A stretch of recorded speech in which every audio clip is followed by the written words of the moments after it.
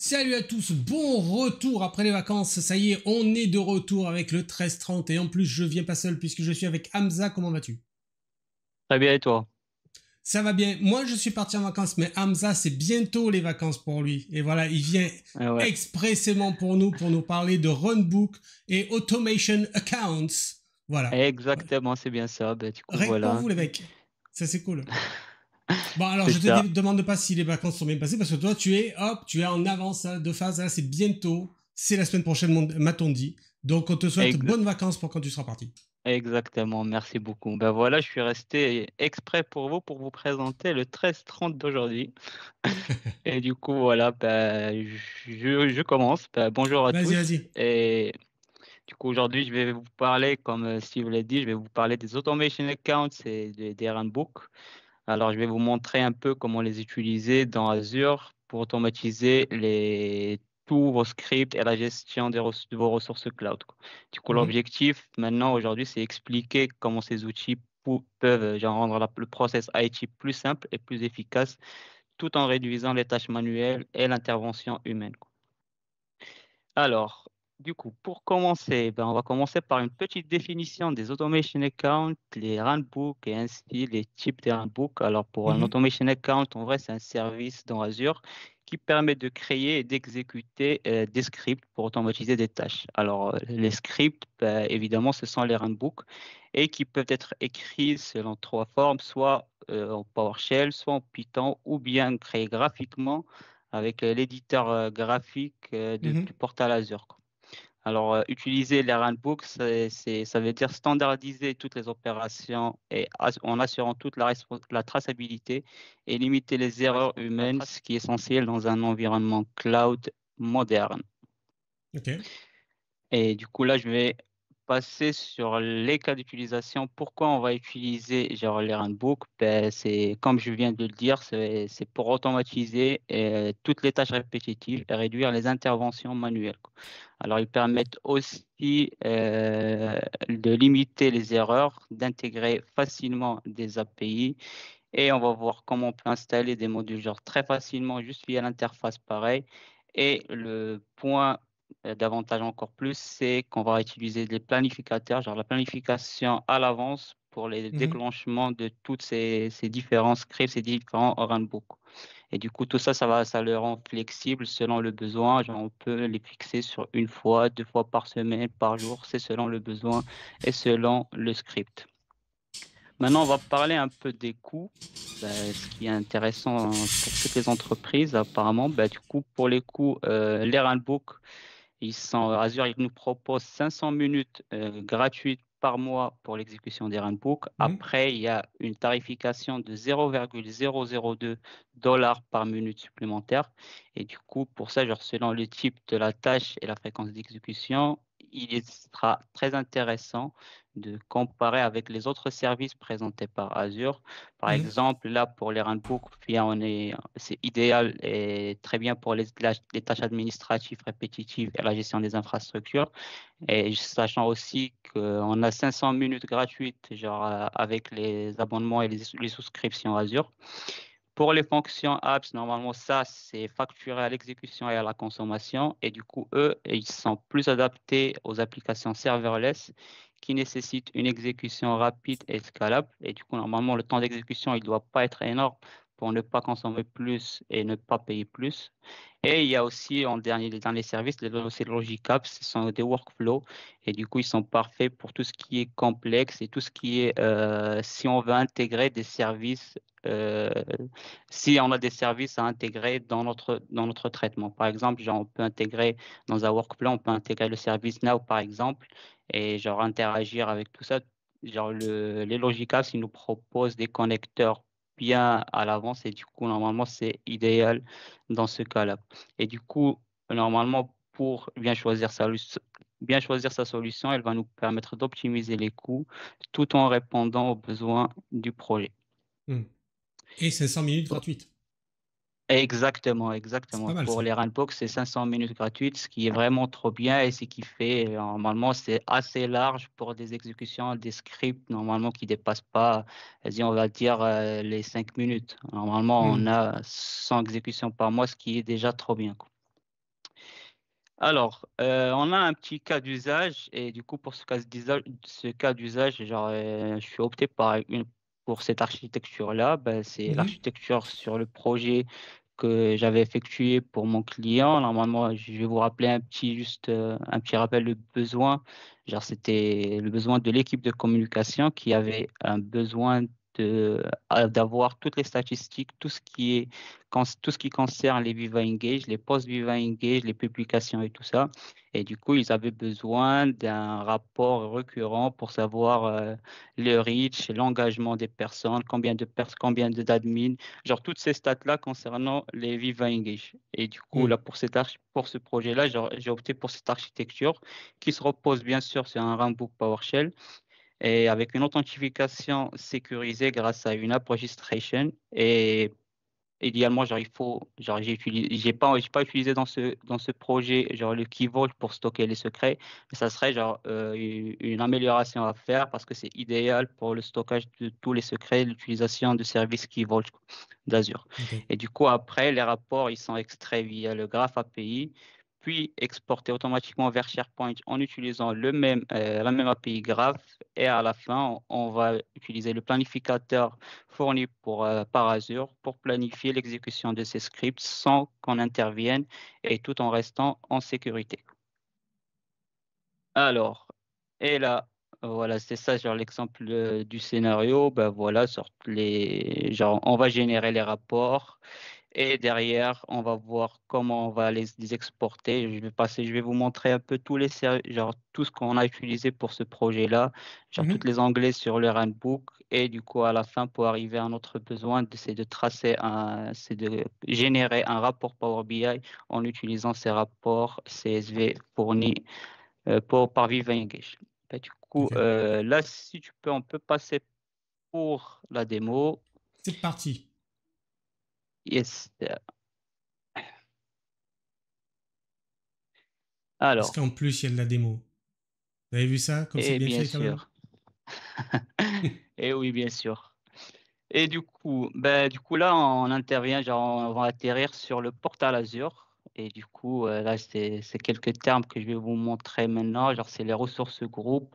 Normalement, genre, chaque ressource groupe, il appartient à une souscription. Et à l'intérieur du ressource groupe, on va créer notre automation account, qu'on va appeler ici, genre, le T-Automation. Et à l'intérieur, on a notre runbook qui s'appelle le runbook automation graph. Et du coup, ici, normalement, voilà notre runbook, c'est le Viva Engage Data Flow. Voilà, là, on va retrouver toutes les informations avec le PowerShell qu'on a utilisé. Et normalement, ici, c'est tous les jobs qui sont déjà exécutés. Après, il retient que le dernier mois. Du coup, on a une historique de 30 jours. Et du coup, là, puisque genre ça, c'est terminé, du coup, la prochaine exécution, ça va être le lendemain. Du coup, je vais vous montrer un petit vite fait, genre à quoi il ressemble. Bah, voilà, c'est comme vous le savez, c'est juste un script PowerShell en vrai. Mhm. Et c'est juste genre des lignes PowerShell. Ce qui est facile ici, ce qui est plus simple, on va voir après, c'est la gestion des ressources et des modules et tout ça. Mais bon, normalement, c'est un script PowerShell. Et du coup, genre, bah, pour ça, bah, je vais commencer alors par les app registration. Mhm. Alors, parce que genre dans ce cas, comme je vous avais dit, j'ai utilisé une app registration avec des API Graph pour permettre genre l'exécution et la récupération de tous les rapports Viva Engage. Du coup, voilà, normalement, c'est mon application. Et si on va voir ici, on a bien ces informations qu'il faut noter quelque part et qu'on va utiliser genre sur le runbook, apparemment l'application ID et le tenant ID. Et du coup, ici, si on va voir les permissions autorisées, ben, on a bien tout ce qui est graph parce que c'est une application qu'on utilise un peu en général, genre, sur tout ce qui concerne le graph. Et du coup, genre ici, on a les groupes et les Viva Engage, les directories, le read all. Du coup, on peut lire et tout extraire à partir de cette application-là. Ok. Voilà. Et après, qu'est-ce qu'on a après? On a cette partie-là, c'est la partie shared ressources. Ben, du coup, c'est ici qu'on va retrouver par exemple les variables. Quand vous avez, comme je vous avais dit, par exemple, là pour mon application, je viens ici, genre renseigner mon app ID, renseigner toutes les informations que je vais utiliser genre pour mon runbook. Et ce qui est bien aussi, c'est que genre là, peu importe le nombre de ramps que tu as, ben, vous pouvez utiliser genre les variables, tu as à les déclarer une seule fois, les renseigner une seule fois, et peu Mhm, importe genre le nombre de ramps, genre sur toutes tes ramps, tu peux utiliser les mêmes variables. Du coup, c'est pour ça ce qui est bien, c'est quand dans un automation account, on peut mettre genre les ramps qui sont par exemple développés avec les mêmes outils, qui utilisent les mêmes modules par exemple. Comme ça, genre même pour le côté variable, ben, là on va utiliser exactement les mêmes variables un peu partout. ok. Voilà, du coup, on a cette partie-là des variables, on a les modules. Ben, ici, comme je vous avais dit, c'est vraiment très, très simple d'ajouter et d'installer un module. Ben, il suffit juste de faire add module. Et ici, on a soit vous avez une version un peu spécifique d'un module que vous voulez installer directement, sinon on a une galerie. Il faut juste browse. Par exemple, ici, ben, là j'utilise Graph, du coup, il est déjà installé. On va voir, Mhm, par exemple, si je veux utiliser PNP, par exemple. Il suffit juste de cliquer ici, installer, et voilà, normalement, genre il est installé. Et même dans votre script, vous avez même pas besoin de faire un import ou quoi que ce soit. Il est déjà intégré, il va faire le lien tout seul, comme un d'accord. grand. Il est très intelligent. Très Voilà, du coup, il y pratique. a cette partie-là, exactement. Et on a cette partie certificat pareil pour mon application. Genre, là, il y a normalement un qui utilise le secret. Et pour les certificats, bah, pareil, bah, on vient télécharger le certificat qu'on a généré pour cette application-là. Et on va le mettre ici. Et du coup, genre, après tout ça dans notre runbook, ben, on va voir ici, genre même pour les appels des variables et des certificats et tout ça, c'est vraiment très très simple parce qu'il suffit genre de venir ici, on va les voir tous là dans les assets. Voilà, on a les variables et du coup, genre par exemple, si je veux utiliser genre le bel tenant ID par exemple, j'ai juste besoin de add et du coup voilà, genre il va me récupérer mon tenant ID sans problème, Hmm. sans souci. Voilà, du coup là on a vu les variables, on a vu les modules, il reste le dernier truc à voir et c'est la planification. Et du coup, genre là pour la planif, bah, après c'est exactement la même chose. J'en viens ici et là pareil, genre là normalement j'ai juste un schedule, juste utiliser genre exécution une fois par mois. Et Mhm, du coup, ici, vous pouvez rajouter peu importe genre, le nombre d'exécutions que vous voulez. Vous pouvez lier. Là, c'est juste la création des schedules. Et du coup, vous pouvez venir derrière sur chaque runbook et le lier avec des planifications que vous avez déjà initiées à l'avance. Voilà. Après, il n'y a pas vraiment, c'est vraiment pas très compliqué à faire. Du coup, maintenant, on va faire un petit, genre, on va lancer tout ça. On va lançons. voir si ça. Exactement. Il faut le lancer. Alors, je vais faire juste éditer un portal. Et du coup, normalement, comme je vous avais montré, normalement, c'est exécution automatique. Il va s'exécuter le 28. Du coup, c'est demain. Parce qu'ils ont besoin de ces rapports une fois par mois et c'est à la fin du mois. Du coup, je Mhm, l'exécute tous les mois, le 28 de chaque mois. Nous, pour le test, ben, on va juste lancer rapidement ici avec un test pan et du coup, on va voir ce qui va nous générer, quoi. ok. Alors après, je peux vous montrer genre rapidement genre, ce que j'utilise ici. Ça, c'est juste genre, les noms des fichiers qui vont être générés. Après, là, c'est les variables que je vais utiliser, tout ce qui est tenant ID, l'app ID, le secret. Et c'est là où je vais commencer à générer mes rapports avec le rapport activity, les report activity de Microsoft. Là, normalement, on a des rapports pour tous les tools. Et du coup, là, j'ai utilisé bien sûr ce qui est Viva Engage. Juste à noter que même on voit ici bien le MJ Report Yammer parce que l'API, elle est toujours sous le nom de Yammer. Ça n'a pas encore basculé vers Viva Engage, mais ça Mhm. fait l'affaire. Du coup, il n'y a pas de souci, on n'a rien à craindre. Et le dernier truc, c'est l'export vers SharePoint. Voilà, c'était la dernière partie du projet. Du coup, là, une fois les fichiers sont générés, ben, on va venir ici utiliser pareil le mjgraph request pour pousser ces fichiers-là dans notre SharePoint site. Et c'est pareil, ce qui était déclaré aussi dans les variables. Et du coup, une fois genre, ils sont générés, ben, ils vont être uploadés sur une bibliothèque qu'on a bien définie à l'avance. Et du coup, là, on voit comme on voit ici, genre, on n'a que deux fichiers parce que les trois autres fichiers, pour l'instant, je les ai mis en pause parce que ce qui les intéresse le plus, c'est que ces deux fichiers-là, quoi. Mhm. Du coup, on va lancer et on va voir genre l'exécution de ce runbook et on va voir la génération des fichiers SharePoint derrière. Ça va prendre un peu de temps. Après, on n'est pas pressé. Il nous reste un peu de temps. Du coup, il n'y a On a pas de du temps, souci. on est bien. Voilà, Il nous reste parfait. 15 minutes. Eh bien, c'est nickel. Et d'ailleurs, je veux profiter justement qu'on a un peu de temps pour vous dire un petit peu ce qu'on va avoir la semaine prochaine. Puisque là, on est de retour pour un petit moment.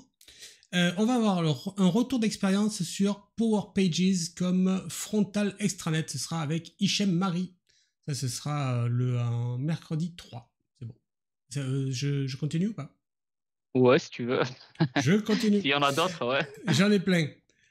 Ensuite, mercredi 10, nous aurons les mécanismes d'authentification et de protection d'email avec David Pointard. Et puis après, je vous le dis pas parce que c'est trop loin. Et vous allez oublier. Donc n'oubliez pas les mecs. C'est pas tout le site. Et bien entendu, si vous voulez retrouver des replays des anciens épisodes, vous pouvez aller sur notre chaîne YouTube. N'hésitez pas. Eh ben, c'est parfait, ça. Après, il n'a pas encore fini, mais ça va arriver. Ça va arriver. C'est un point grave. C'est ça, exactement. Ben, du coup, voilà. Normalement, genre, c'est juste à chaque fois les runbooks, c'est ça un peu c'est pas vraiment un problème, mais c'est juste ça prend un peu plus de temps au démarrage. C'est pas comme un Ouais. PowerShell genre un script PowerShell que tu vas lancer qui va se lancer directement. Bah, il a Mhm. besoin de ah ben voilà. Mais du coup, là, il me dit qu'il y a un problème C'est d'authentification. l'authentification qui va pas. Exactement. Ben, du coup, sûrement, c'est un certificat qui a expiré. Sans Mais du doute. coup, c'est bien, ce qui me permettra de voir ça avant demain. Mais bon. Et voilà, Et grâce au du coup, 1330, normalement, putain, c'est voilà, génial. exactement. Et du coup, là, normalement, genre une fois les fichiers ils sont générés, ben, normalement, on va venir directement les exporter ici. Et comme on voit ici, c'est le SharePoint app qui l'a fait, c'est pas un utilisateur. Et Mhm. du coup, c'était le cas pour les 3 derniers mois.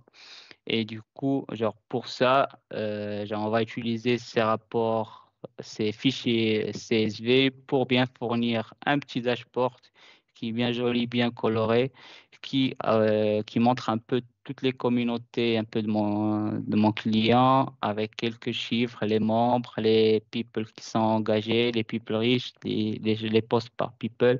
Et du coup, genre ici, normalement, on vient pour pour n'importe quelle communauté. On va faire juste more details et du coup ici on va voir un peu plus en détail genre ces chiffres-là avec un système de navigation qui rend le truc un peu plus interactif, plus joli à voir Mhm. et c'est pareil. Et du coup il y a un petit côté user analytics pareil qui va nous dire sur quel device par exemple genre, l'utilisateur il est connecté et les members c'est pareil. Ok. Bon, ben, voilà, ben, du coup, on peut revenir vers la présentation, voir un Revenons. peu une petite conclusion. On est revenu. Et yes, on est revenu. Bah, du coup, voilà, genre, juste pour vous dire, genre, comme quoi, pour résumer, les runbooks, ils permettent vraiment de gagner un temps de fou parce que, genre, si je voulais faire ça, bah, je devais passer sur chaque communauté, télécharger les rapports pour chaque communauté. Et du coup, maintenant, genre, avec la planification, bah, j'ai pas besoin de, genre, une fois la planification, elle est programmée. Ben, le runbook, il s'exécute une fois par mois. Il va me télécharger mes fichiers et du coup, ce qui va me permettre aussi une traçabilité et réduire les erreurs. Alors, aussi, il y avait un truc que j'avais dit tout à l'heure, comme quoi genre, on peut toujours améliorer le projet en ajoutant des notifications Teams ou en Mhm. renforçant la sécurité, comme j'avais dit, en utilisant les key vaults, par exemple, parce que là, genre, les secrets, euh, ils sont juste mis dans les variables pareilles, même si on a, genre, c'est un mot de passe qu'on voit jamais. Mais bon, pour rendre le truc plus sécurisé, bah, vaut mieux utiliser le key vault. Ouais. Et du coup, voilà, genre, comme j'avais dit, l'automatisation s'intègre parfaitement dans les démarches modernes de DevOps, quoi. Est-ce que tu crois Et que... Ah, vas-y, continue, ouais, continue. non, non, vas-y, dis-moi. Est-ce que tu crois que la problématique de certificat qu'on avait tout à l'heure, tu pourrais nous montrer comment le régler? Si on a un peu de Ouais, temps ou... exactement, on peut voir ça. C'est cool ça. Alors, Je suis repassé en mode démo. ah oui. Alors, du coup, c'est bien ici. Alors, on va voir l'application relationship portal. Et du coup, bah là, on va voir déjà, est-ce que c'était pas ce que j'avais mis ici? Normalement, là, c'est bon. Bah, du coup, on va voir sur notre application parce qu'après, on a, comme j'avais dit, on a deux applications. Il y a Mhm. celle-là, on va voir sur les certificats et secrets. Du coup, normalement, celle-là, il n'y a pas de souci. Et du coup, il faut peut-être voir, ça c'est le certificat. Est-ce que le certificat il est expiré? On va voir c'est quelle Il y en a qui empreinte est... on a utilisé parce que normalement, parce que c'est ça, genre, ce qui est un peu dommage des fois, c'est que quand tu crées des certificats, bah, tu n'as Mhm. pas le PFX derrière. Du coup, tu es obligé de recréer un certificat pour toi Ouais. pour avoir le fichier pour que tu puisses le télécharger derrière. Du coup, Mhm. là, ce que je vais faire, c'est que je vais juste revenir ici et voir genre, sur les variables, genre quel certificat on a utilisé et pour voir est-ce que c'était bien ça le problème ou pas.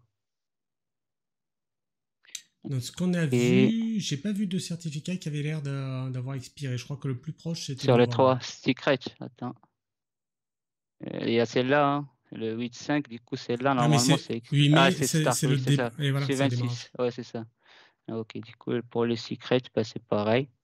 Et du coup, normalement, on va voir si c'est pas l'autre application, du coup, qui est le SharePoint App. Voilà, c'est celle-là. Et du coup, bah, celle-là, le New Secret, bah, Ah, normalement, c'est pas. 2299, il est bien celui-là. Ouais, ça, c'est Il va pas nous expire faire chier jamais, trop. quoi. Après, c'est. Mais c'est pas le but après, normalement, mais bon. Alors, ben, même pour celui-là, normalement, c'est bon. Et du coup, celui-là, il n'y a pas d'exécution. Ben, apparemment, il n'y a pas de problème avec les secrets. On va voir, est-ce que c'est pas un compte qui a changé? Alors, Peut-être on va voir la dernière exécution. Elle est où la dernière dans le message exécution? Oh, d'erreur, on a plus d'infos peut-être? ouais, mais du coup, normalement, et parce que c'était juste un test, du coup, en fermant, t'as plus de. Il faut lancer pour avoir Ah oui, les d'accord, logs d'accord. enregistrés. Et du coup, on peut faire une petite relance, on va voir. Allez, on relance. Allez, on relance. C'est un fou. Cette fois, je vais le faire avec un relance, avec un start comme ça, genre, je peux avoir l'historique des logs derrière, quoi. Ouais, c'est bien ça. Ok. Voilà, comme ça, vous voyez un petit peu comment ça se passe aussi dans Exactement. le quotidien. Alors après, le Exactement. C'est quotidien, pas toujours simple comme c'est ça. ça. C'est pas toujours ça fonctionne pas toujours du même coup, mais bon. La dernière fois, ça a bien fonctionné direct, mais bon, cette fois-ci, il y a un petit quick walk sûrement. Ça arrive. All the display. Ok. Donc, Alors je vous là, le rappelle, pour temps ceux que qui ça n'étaient pas se là tout lance. à l'heure, que la semaine prochaine, dans le 13-30, on est toujours là, puisqu'on reprend, ça y est, c'est la rentrée. On aura le retour d'expérience d'Hicham Marie qui va nous parler de Power Pages en tant que frontal extranet. Avec, de la même manière, de la démonstration. Donc, n'hésitez pas à être là. Et je vais regarder si, bouge pas, ce qu'on a comme... si je peux afficher la chaîne ou pas. Non, j'ai pas cette commande. Ok. Pour la chaîne, pour les replays, je vais vous donner le lien. Hop. Je le recherche vite fait. Alors, du coup, là, on voit bien c'est quoi le problème. Voilà, provided client secret keys for, OK, are expired. Voilà, genre là, il me dit qu'il est expiré. D'accord. Mais pourquoi? Attends, bah, du coup, on va aller plus simple. On va faire plus simple. On va aller directement chercher l'application. Très bonne idée. Et alors, Administration, All Apps. Hop, voilà, c'est le Graph Report. Ah oui, Et il était du rouge coup, celui-là. Un exactement. certificat ou Attends, machin expiré. Alors voilà, du coup, ça expirait et puis il n'y a même C'est pas 7 lui. jours. Exactement. Ben, du coup, on va juste faire un new client secret. Mhm. On va lui dire, ben, c'est le new secret 2025. Et du coup, là, ils disent recommander 6 mois, mais bon, c'est là. Et le custom, c'est là où ils ont parti jusqu'à Ouais, 2099. je Mais vois. bon, nous, on va faire 1 an ou 2 ans maximum. Mhm. Et du coup, on va venir ici.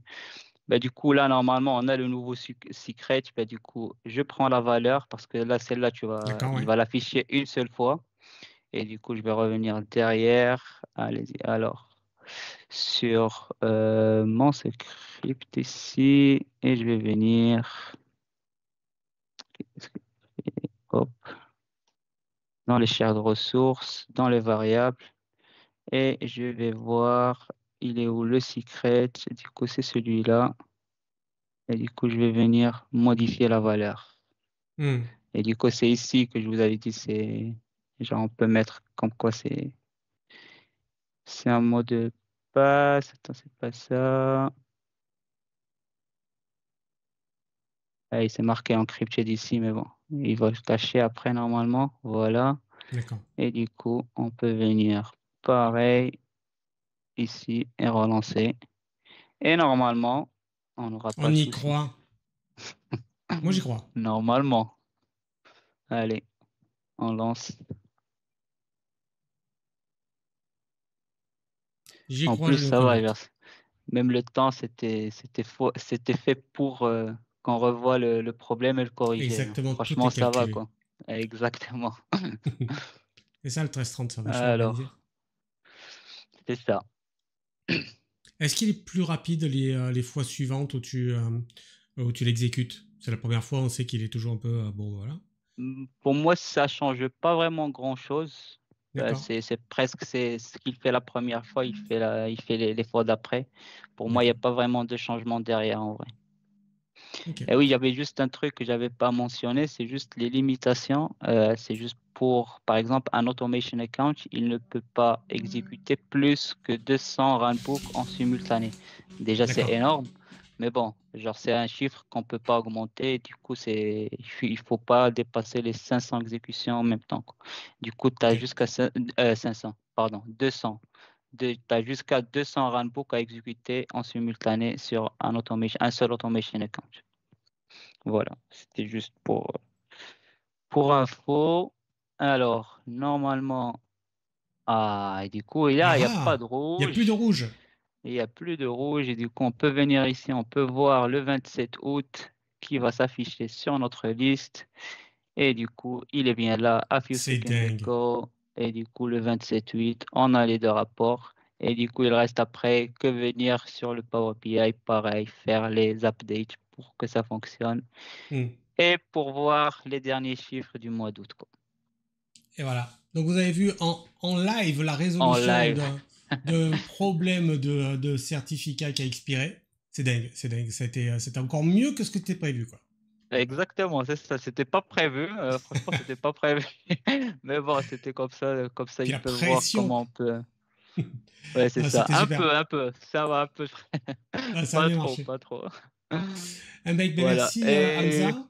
Ouais, tu vas rajouter un Eh mot? ben, merci à vous. Non, non, c'est Ok, bon. C'était juste, voilà, genre pour vous remercier. Et si vous avez des questions, voilà. exact. Donc bonnes vacances, hein, parce que toi tu pars bientôt. Et puis nous, on se retrouve la semaine Exactement. prochaine. Je vous ai déjà dit plusieurs fois pour quel sujet. Donc à la semaine prochaine, salut.